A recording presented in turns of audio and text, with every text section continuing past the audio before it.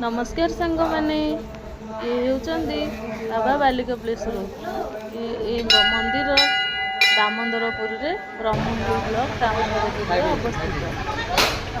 आज हूँ प्रथम सोमवार से श्रावण मासर प्रथम सोमवार से लोक मैंने सब भक्त मैंने सब पानी ढालुंट मुंडे देखु। यही मंदिर दामोदरपुर रे अवस्थित बाबा बालिकप्लेश्वर मंदिर।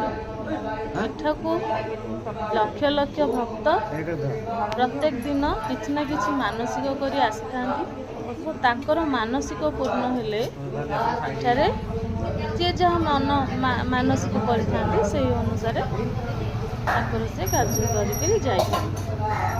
एठारे गोटे बरगछ और गोटे ओस्त गछ मध्य अछि।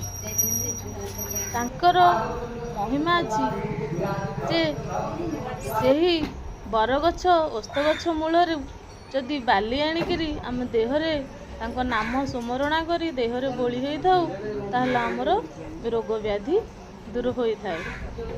ता सहित मध्य एही सेही जो बरगछ ओस्त गछ अछि जदि बा केउ पिलार कि बड़ लोकर मध्य जदि जर होई थाए छाड़ू न थाए ताहले आमे कोन करि थाउ सेही बाबा बालिकप्लेश्वर मंदिर को आसी तार मंदिर चारिपटे सात घेरा बुली आमे एक पात्र रे पानी नहीं से गछ तले ठिया होई जदि से गछ ऊपर पानी पकई से गछरू जहाँ पानी आम मुंडरे पड़िबो देहरे पड़िबो ताहले हमर जर भी भल होई थाए।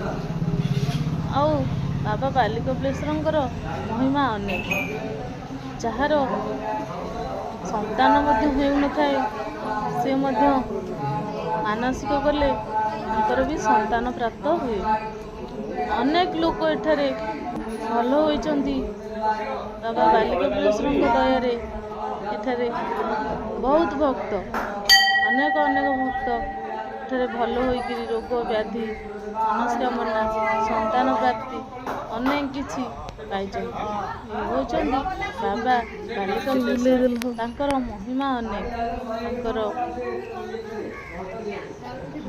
जेते कहले भी बाबा बालिकप्लेश्वर विषय रे सरीबना। जय बाबा बालिकप्लेश्वर।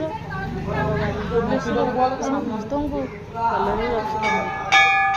समस्त भक्त माने बाबा बालिकप्लेश्वर लेखंतु बाबा बालिकप्लेश्वर स्मरणा करंतु।